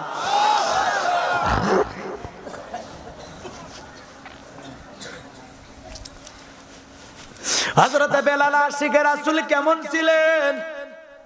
রাসূলুল্লাহ সামনে যাইতেন, সব সময় সামনে পথ চলতেন। বিশ্বনবী যেদিন ইন্তেকাল করলেন, হযরতে বেলাল ছোট শিশুর মতো কান্না করেন, বলে, আমি আর জীবনে কোনদিন আযান দেব না, আমি আযান দেওয়ার পরে বিশ্বনবী ইমামতি করবে না, আমি বেলাল আর জীবনে কোনদিন আযান দেব না, এই কথা বলে কান্নাকাটি করে। নবীজির দাফন কাফন হয়ে গেল বুধবারের দিন। হযরতে বেলাল আর থাকলেন না, বলে, মদিনার অলিতে গলিতে রাসূলুল্লাহর সাথে আমি পথ চলতাম, হাজারো স্মৃতি জড়ানো আছে রাসূলের সাথে। আমি মদিনায় থাকলে বারবার রাসূলের কথা মনে হবে। মদিনা ছেড়ে চলে গেলেন। 6টা মাস যখন অতিবাহিত হয়ে যায়, একদিন রজনীতে আল্লাহ রাসূল স্বপ্নে বেলালকে ডেকে বলে, বেলাল, দূর দূরান্ত থেকে কত মানুষ আমি রাসূলের রওজার পাশে এসে সালাম দেয়, আমি রাসূলের কবরে জিয়ারত করে যাই রে বেলাল, 6টা মাস হয়ে গেল, একটা বারের জন্য আমার কবরে আসলি না, সালাম দিলি না। বেলাল রে, আমি রাসূলের কথা কি তোর মনে পড়ে না? আয় আয় বেলাল আয়, মদিনায় আইসা আমি রাসূলের কবরে একবার সালাম দিয়ে যা। বেলাল আর দেরি করলেন না, স্বপ্ন ভেঙে গেল। পরের দিন সকালবেলা বেলাল মদিনায় পৌঁছে গেল। হাজার হাজার মানুষজন দেখে আর বলে, বেলাল আসছে, মনে হয় নবীজি আসবে। ছোট ছোট বাচ্চারা পর্যন্ত বলে, মা বেলালকে দেখলাম, বেলালকে দেখলাম। চতুর্দিক থেকে মানুষ এসে বেলালকে একটাই বলে, ও বেলাল, কতদিন তোমার আজান শুনি না, আজান দাও। সাহাবীরা পর্যন্ত বলে, বেলাল আজান দাও। হযরতে বেলাল ডেকে বলে, না, আমি আজান দেওয়ার পরে বিশ্ব নবী ইমামতি করবে না, আমি বেলাল এমন আজান দিতে পারবো না, আজান দিলে আমি রাসূলের কথা মনে হয়ে যাবে। নবীর নাতি হাসান আর হোসাইন এসে যখন বেলালের হাতটা ধরে বলে, নানু ভাই, ও নানু ভাই কতদিন হয়ে গেল তোমারে দেখি না। নানু ভাই নানা চলে গেছে, কতদিন পরে আজকে তুমি মদিনায় আসলে নানু ভাই। ও নানু ভাই কতদিন তোমার কণ্ঠের আজান শুনি না। হোসাইন যখন হাত ধরে বলে নানু ভাই, ও নানু ভাই দাও না একটু আজান দাও, ও নানু ভাই আমি তোমার আজান শুনতে চাই। নবীর নাতি হোসাইন যখন হাতটা ধরে কেঁদে কেঁদে বলে, ও নানু ভাই দাও না একটু আজান দাও, কতদিন আমরা তোমার আজান শুনি না। হযরতে বেলাল হোসাইনের চেহারার দিকে তাকায় দেখে রাসূলুল্লাহর চেহারা ভেসে উঠেছে। হযরতে বেলাল অন্তর দিয়ে ভাবলেন, হোসাইনের চেহারার দিকে মনে হয় রাসূলের চেহারা ভেসে উঠেছে। মদিনার নবী ডেকে বলে, বেলাল দে না আজান দে, আমি মদিনার নবী কতদিন তোর আজান শুনি না। সুবহানাল্লাহ বলে। হযরতে বেলাল আজান দিয়ে দিলেন।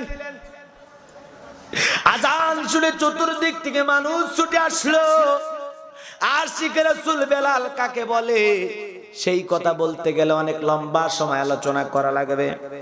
সকালবেলা কাফেররা আসলো, এসে দেখে বেলালের নিঃশ্বাসের সাথে পাথর ওঠে আর নামে কোন সুবহানাল্লাহ।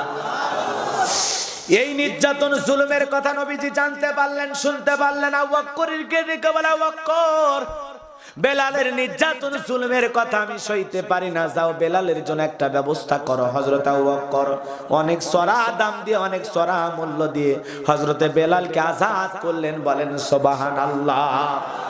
একদিকে সন্তান হারানোর ব্যথা, একদিকে সাহাবায়ে কিরামদের উপর নির্যাতন, ইসলামের কঠিন অবস্থা, নবীজির হৃদয়ের ভিতরে ব্যথা, চোখের কোনায় পানি, আবার মুস্কি হাসেন। হযরত আনাস ডেকে বলে, নবী গো কেনই বা কাঁদেন, কেনই বা হাসেন? কান্নার কারণ আপনারা বুঝতে পেরেছেন? এইবার নবীজি ডেকে বলে, আনাস এইমাত্র আসমান থেকে জিবরাইল এসে আমার উপরে সূরা কাউসার নাজিল করে জানায়া দিয়ে গেলেন, ইন্না আ'তাইনাকাল কাউসার, নিশ্চয় আমি আপনাকে কাউসার দান করেছি। দুনিয়ার একজন পয়গম্বরকে আল্লাহ পাক কাউসার দান করেছেন, তার নাম মুহাম্মাদুর রাসূলুল্লাহ সাল্লাল্লাহু আলাইহি সাল্লাম। বলেন আল্লাহু আকবার। আমাদের রাসূলকে আল্লাহ পাক হাউজে কাউসার দান করেছেন, তা অন্য কোন নবীকে আল্লাহ দেয়? আমার নবীর জন্য একটা ভিআইপি গিফট আল্লাহর পক্ষ থেকে উপহার, হাউজে কাউসার। সুবহানাল্লাহ বলেন। এই হাউজে কাউসারের পানি মধুর মতো মিষ্টি, দুধের মতো সাদা, পানির মতো ক্লিয়ার। এত সুন্দর হাউজে কাউসারের পানি মানুষ কল্পনাও করতে পারে না, এই পানির স্বাদ কত হতে পারে। হাউজে কাউসারের পানি পান করবে তারা, নবীজির সুপারিশ প্রাপ্ত উম্মত হবে যারা। কঠিন কিয়ামতের ময়দানে যেদিন আল্লাহ তাআলার আরশের ছায়া ছাড়া আর কোনো ছায়া থাকবে না, যেদিন সূর্য তার 12টা মুখ দিয়ে তাপ দেবে, মানুষের মাথার মগজগুলো টকবক করে গলে পড়বে, মানুষের জিহ্বা কুকুরের মতো ঝুলে আসবে, মানুষ অস্থির হয়ে যাবে, পেরেশান হয়ে যাবে, মানুষের চোখের পানি ঝরতে ঝরতে চোখ দিয়ে রক্ত শুরু হয়ে যাবে, মানুষ ঘামের মধ্যে হাবুডুবু খাবে, জমিন হবে তামানো জমিন। আল্লাহর আরশের ছায়া ছাড়া আর কোনো ছায়া থাকবে না। যে হাসরের ময়দানে একটা দিন, বিচারের দিন 50,000 বছরের সমান হবে, ওই দিনে বিশ্ব নবীর হাতে সুপারিশ প্রাপ্ত উম্মত যারা, তারা এক পেয়ালা করে হাউজে কাউসারের পানি পান করবেন। যারা একবার ওই পানিটা পান করতে পারবে, জান্নাত পর্যন্ত তাদের আর কোনোদিন তৃষ্ণা লাগবে না। বলেন সুবহানাল্লাহ।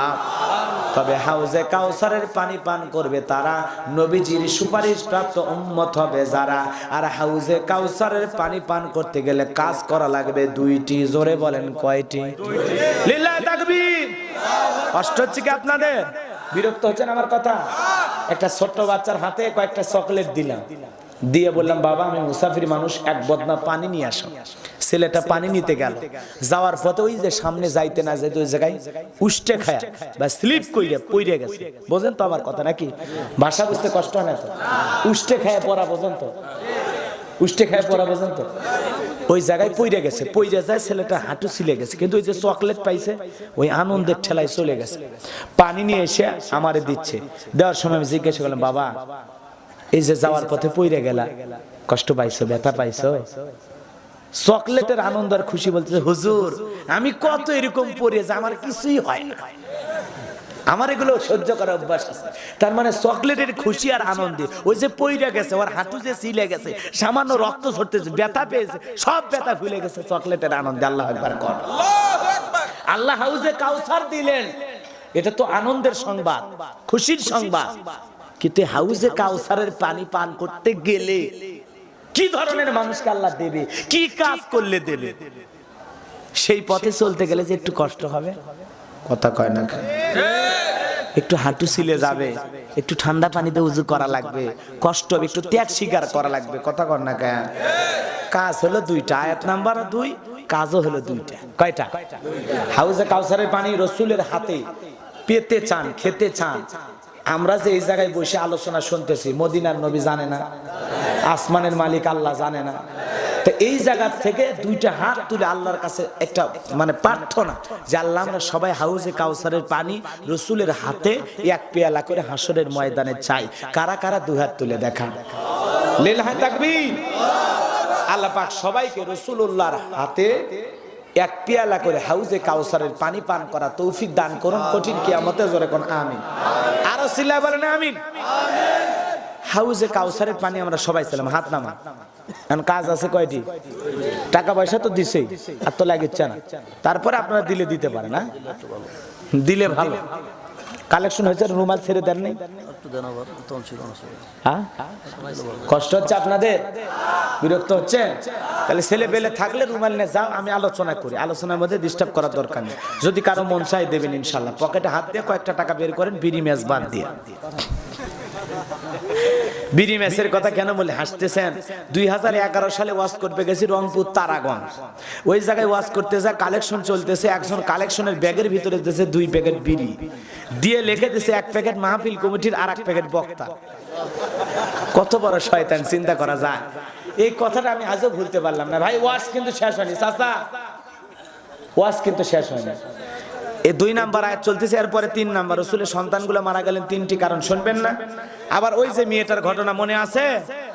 একটাও ভুলে যায়নি, আমার সব মনে আছে। আবার যুবকদের ওয়াজ, মা বোনদের ওয়াজ, লাগলে 1 ঘন্টা ওয়াজ করবো, সমস্যা আছে আপনাদের?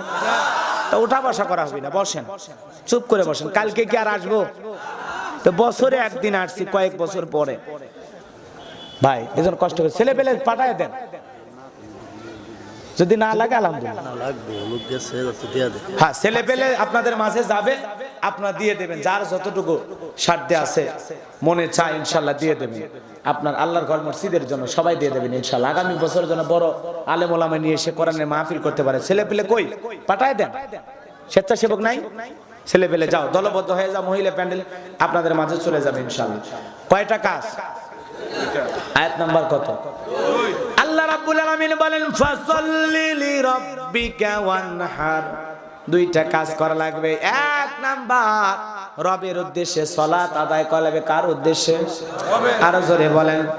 আপনার নামাজ কার উদ্দেশ্যে? আপনার কুরবানি কার উদ্দেশ্যে?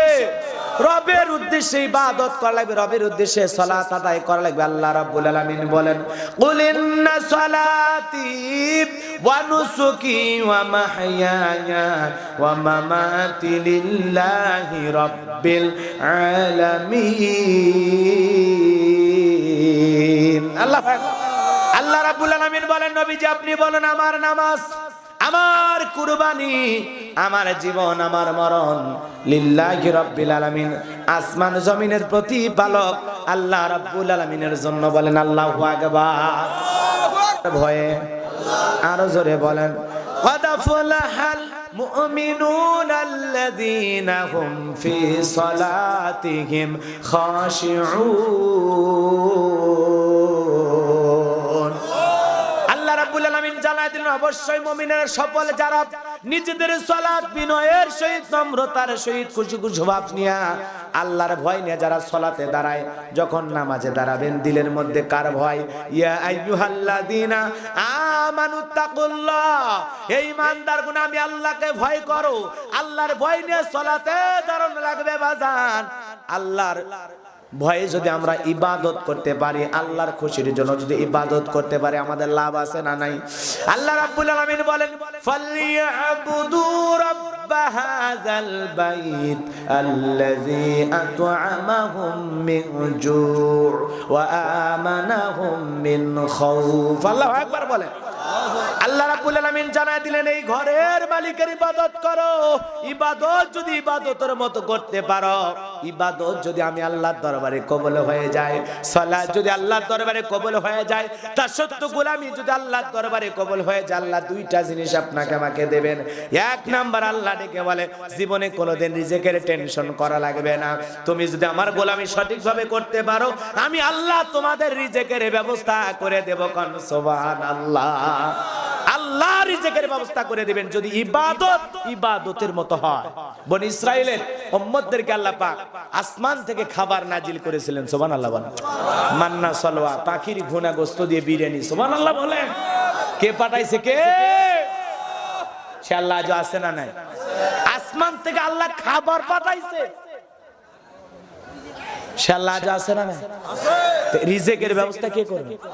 ওয়া মা মিন দাব্বাতিন ফিল আরদি ইল্লা আলাল্লাহি রিজকুহা। আল্লাহু আকবার বলেন। পৃথিবীতে এমন কোন বিচরণশীল প্রাণী নাই যার রিজিকের ব্যবস্থা আমি আল্লাহ আসমান থেকে করি না। কোন সুবহানাল্লাহ। ওই আটলান্টিক মহাসমুদ্রে ৩৩,০০০ ফিট গভীর অতল পানির নিচে সামান্য বালি কোনার সাথে লেগে থাকা ছোট্ট প্রাণী, তার রিজিকের ব্যবস্থা আমার আল্লাহ করে থাকে। বলেন আল্লাহু আকবার। আপনাদের এলাকায় শিয়াল আছে না? শিয়াল পণ্ডিত, ওদের কি এলাকায় হোটেল আছে? ব্যাংকে টাকা আছে? কথা কয় তো ওদেরকে কে পালে? আল্লাহ পালে। পাখিটা সকালবেলা নির থেকে বের হয়ে যায়, সন্ধ্যা ঘনার আগেই ওই পাখিটার উদয় পূর্ণ করে নিরে ফেরায় দেয় কি? আল্লাহ পাক तमाम পৃথিবীর মাখলুকাতকে যদি খাবার দিতে পারে, আপনি আমি তো আল্লাহর মনোনীত সৃষ্টি, আশরাফুল মাখলুকাত, কুনতুম খয়রা উম্মাতিন উখরিজাত লিন-নাস, উত্তম জাতি, ভিআইপি মর্যাদা সম্পন্ন। তাহলে আশরাফুল মাখলুকাতকে আল্লাহ কি না খাওয়ায়া মারবে? ইবাদত হচ্ছে না, ইবাদত হচ্ছে না। এজন্য রিজিকের টেনশন, আমরা রিজিকের পিছনে দৌড়াচ্ছি, অথচ সিজদা দিয়া আল্লাহর ইবাদত যদি সঠিকভাবে করে ব্যবসায় বসি, ব্যবসায় বরকত হবে। কথা বলেন। চাকরিতে গেলে চাকরিতে বরকত হবে, গাড়ি চালাচ্ছি গাড়ি চালাতে বরকত হবে, 10 টাকা রোজগার করেছি আল্লাহ 20 টাকার বরকত দিবে। কথা কন ঠিক কিনা? আগে আল্লাহকে টাকা লাগবে, তারপরে দুনিয়ার কাজকর্ম করবে। কথা কন ঠিক কিনা? সম্মানিত ভাইরা আমার, এজন্য আল্লাহ বলেন বাল তুসিরুনাল হায়াতাদ দুনিয়া ওয়াল আখিরাতু খায়রু ওয়া আবকা। তোমরা দুনিয়ার জীবনকে প্রাধান্য দিচ্ছ, অথচ আখিরাতের জিন্দেগি হলো চিরস্থায়ী, আর দুনিয়ার জিন্দেগি হলো ক্ষণস্থায়ী। যেই পরকালের জীবনের শুরু আছে শেষ নাই, সেই জীবনের দিকে তাকায় আমাদের ভালো ভালো আমল আর ভালো ভালো কাজ করার দরকার আছে না নাই? তাহলে নামাজ হবে কার জন্য? ইবাদত যদি আল্লাহর জন্য হয়, আল্লাহ রিজিকের ব্যবস্থা করবেন, 1 নাম্বার। 2 নাম্বার আল্লাহ বলে কোনো ভয় থাকবে না, আমি আল্লাহ পাক তোমাদের ভয় থেকে নিরাপত্তা দেব। বলেন আল্লাহু আকবার। ভয় আমাদের আছে না নাই? মেয়েটা কলেজে গেল, একা একা আসে নাকি জামাই সাথী নিয়ে আসে? ভয় আছে না নাই? মেয়েটা কলেজে গেল, বাড়িতে ফিরতে পারবে নাকি ধর্ষণের শিকার হয়ে ফুটপাতের লাইনে পড়ে থাকবে? ভয় আছে না নাই? এই যে মনে করেন কি বাজার, ওই পাশে কি বাজার, গফুরগাঁও বাজার ছেড়ে আসলাম। ওই গফুরগাঁও বাজার থেকে মুখী নদীর পার এলাকায় আসতেছে বিকাশের দোকানদার, রেল লাইনের ঝাড় দিয়ে যে ভাঙ্গা ভাঙ্গা রাস্তা আসতেছে, আর চিন্তা করতেছে আল্লাহ পকেট মার যদি বের হয়ে বলে বেটা তোর কাছে যা আছে সব দে, নইলে ভিতরে ঢোকায়া দেহ। কথা কোন ভয় আছে না নাই? জানমালের নিরাপত্তার ভয় আছে না না? এই সমস্ত ভয় থেকে নিরাপত্তা দেবেন কে? কোনো ভয় থাকবে না, আপনার জানমালের নিরাপত্তা থাকবে, আল্লাহ নিজে নিরাপত্তা দেবে। আল্লাহ যদি নিরাপত্তা দানকারী হয়, আর কাউকে লাগবে? জোরে বলেন লাগবে। ময়মনসিংহের মুসলমান আমার কথা কি বোঝেন? এই যুবকেরা তোমরা বোঝো, তাহলে ইবাদতটা ইবাদতের মতো হওয়া লাগবে, আর ইবাদতের জন্যই আল্লাহ আপনাকে আমাকে সৃষ্টি করেছেন। ওয়া মা খালাকতুল জিন্না ওয়াল ইনসা ইল্লা লিয়াবুদুন। আল্লাহু আকবার বলেন। আমার আল্লাহ বলেন মানব জাতি আর জিন জাতিকে সৃষ্টি করেছি কেবল মাত্র শুধুমাত্র একমাত্র আমি আল্লাহর দাসত্ব গোলামির জন্য, ইবাদতের জন্য। কথা বলেন ঠিক কিনা? এজন্য ইবাদত করতে হবে এমন ভাবে যেইভাবে ইবাদত করলে আসমান জমিনের মালিকের কাছে কবুল হবে। আজকে সালাত আদায় করি কিন্তু মনোযোগ থাকে না, তাড়াহুড়া। কথা কি করি? তাড়াহুড়া। নামাজের মধ্যে খুব তাড়াহুড়া।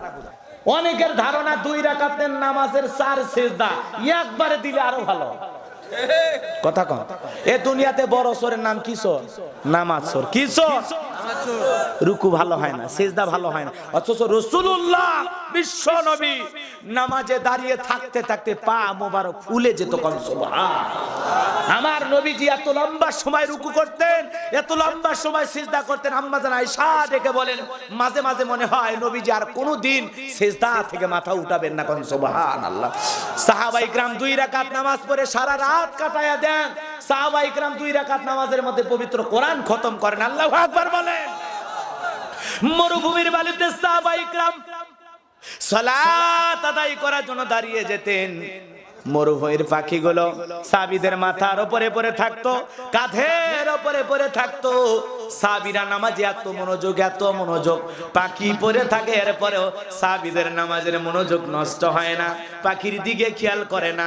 আল্লাহর ধ্যানে আল্লাহ রাব্বুল আলামিনকে সিজদা দিতে নামাজে এত মনোযোগ, পাখি পড়ে থাকলেও সাহাবীরা টের পাইতো না। কোন সুবহানাল্লাহ। পাখি পড়ে থাকলে টের পায় না, আর আমার একটা মশা পড়লে এই হাতে কথা কন না গে। এরপরে এক ঠ্যাং পায়ে যদি পরে এক ঠ্যাং আর এক ঠ্যাংয়ের উপর তুলে দেখায় খাবু খা। কথা কন ঠিক কিনা? আমরা নামাজে দাঁড়াই, হ্যাঁ মশা মারি, নামাজে দাঁড়ায় ফোন রিসিভ পর্যন্ত করে, হ্যালো আমি নামাজ পড়তেছি পরে কথা বলবো। আর নামাজ হয়। আবার 2018 সাল কি 19 সালে আইপিএল খেলা হয়েছিল রমজান মাসে। আমি নিজে তারাবির নামাজের ইমামতি করছি বাজান।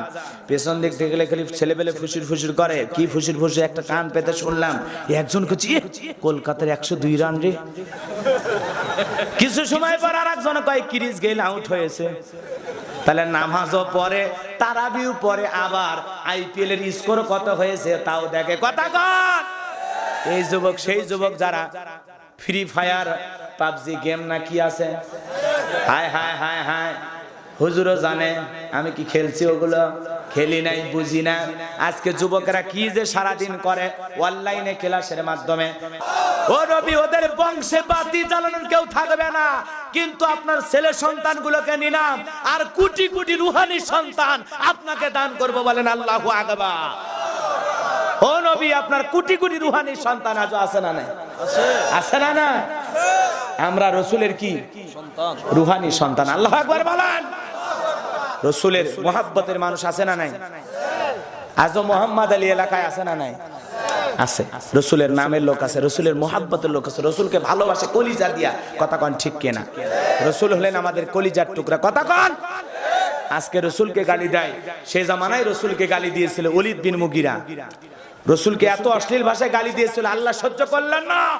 আল্লাহ আসমান থেকে আয়াত নাজিল করে জানায় দিলেন নবী গো এ কেন আপনারা গালি দেয়? কারণের সমস্যা আছে। কি সমস্যা? উতুল্লিম বাদা যালিকা জানিম। কারণ এর হলো পিতৃ পরিচয় নাই, এ যার সন্তান, এর বাপ তো অরিজিনাল বাপ নাই। কথা কন ঠিক কিনা? এর জন্মের ঠিক নাই, এজন্য আপনারা গালি দেয়। কথা কন ঠিক কিনা? ওলীদ বিন মুগীরা আরব দেশের মানুষ যখনই বলেছে রাসূল তোমার জন্মের ঠিক নাই, তুমি পিতৃ পরিচয়হীন সন্তান, আর দেরি করলেন না, সঙ্গে সঙ্গে মা ঝর্ণার কাছে যায় বলে মা, ও মা তাড়াতাড়ি করে বল কি হয়েছে বাবা? উতুল্লিম বাদা যালিকা জানিম। আব্দুল্লাহর বেটা মুহাম্মদ বলেছে আমার নাকি জন্মের পরিচয় ঠিক নাই, আমার বাপ নাকি ঠিক নাই। আমার কে জন্ম দিয়েছে ভালো করে বল। আমার বাপ কয় নাম্বার? একটা নারী জানে তার সন্তান কে জন্ম দিয়েছে। কথা কন ঠিক কিনা? মা সারা বলতে পারবে না, আপনি বলতে পারবেন এই ছেলে আমার, আপনার স্ত্রী ভালো জানে। কথা কন ঠিক কিনা? রাগ করেছেন? কোন খারাপ?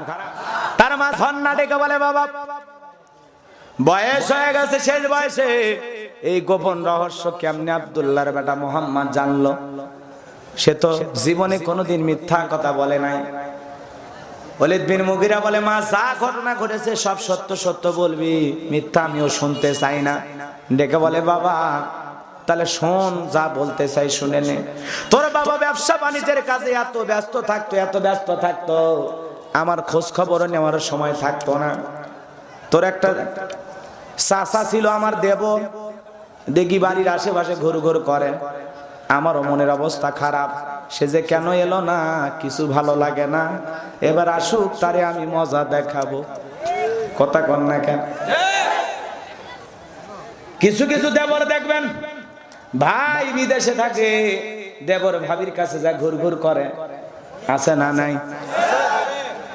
ভাবির মন খারাপ দেখে কয়, ভাবি টেনশন কেন কি হয়েছে? কয়, ভাইয়া তোমার বর আমি যে দেবর, ভেবে দেখো ভাবি কার কত দাবি, ভাই নাই বাংলাদেশে, আমি তো এখন আসি। কথা কন ঠিক কিনা? এরকম অনেক দুষ্ট ছেলে আছে, ভাবির চেহারার দিকে তাকায়, কয়, ভাবি গো আপনার চেহারার দিকে তাকাইলে মনে হয় আপনার বিয়ে হয়নি, বিয়ে না হলে ভাবি ডাকিস কাক, এই বদমাইশ বেয়াদব। কথা কন ঠিক কিনা? বিয়ে না হলে ভাবি হয় তোর কেমনে? কথা কন। ভাবিও তো সেই রোমান্টিক ভাবি, কি ভাবি? রোমান্টিক ভাবি। কয়, তুমি খালি এই কথা কও, তোমার ভাই তো কয় না আমি যে সুন্দর, তোমার ভাই তো জীবনেও বলে না। দেবর আবার তখন বলে, ভাবি হ্যাঁ, সৌন্দর্য দেখতে গেলেও সুন্দর একটা চোখের প্রয়োজন হয়, আর সেটা আমার আছে, আমার ভাইয়ের নাই। কথা কন ঠিক কিনা? ভাবি তো মনে মনে সেই খুশি, এলাকায় ঘুরতে গেছে, রহিমা স্বামী কেমন? কয়, স্বামী আমার যেমন তেমন, দেওর আমার মনের মতো। ভাবি তো তোর চরিত্রের সমস্যা। কথা কন ঠিক কিনা? আর ভাবি যদি ইমানদার হইতো, নেককার হইতো, আল্লাহর ভয় অন্তরে থাকতো, তাহলে ডেকে বলতো, হে দেবর কুল্লিল মুমিনিনা ইয়াকুদ্দুনা মিন আবসারিহিম, আল্লাহ বলেছেন মুমিন পুরুষ তোমাদের দৃষ্টি থাকবে নিচের দিকে, নিম্নগামী করে পথ চলো, নিজের লজ্জাস্থানকে হেফাজত করো, ওয়াল্লাযিনা হুম লিফুরুজিহিম হাফিজুন। কথা কন ঠিক? এই যৌবনকালের হিসাব দিতে কার কাছে? মুমিন বান্দা নিজের যৌবনটাকে সংযত রাখা লাগবে। ইন্নী আখাফুল, আল্লাহর ভয়ে, ইউসুফ নবীর মতো। কথা বলেন ঠিক কিনা?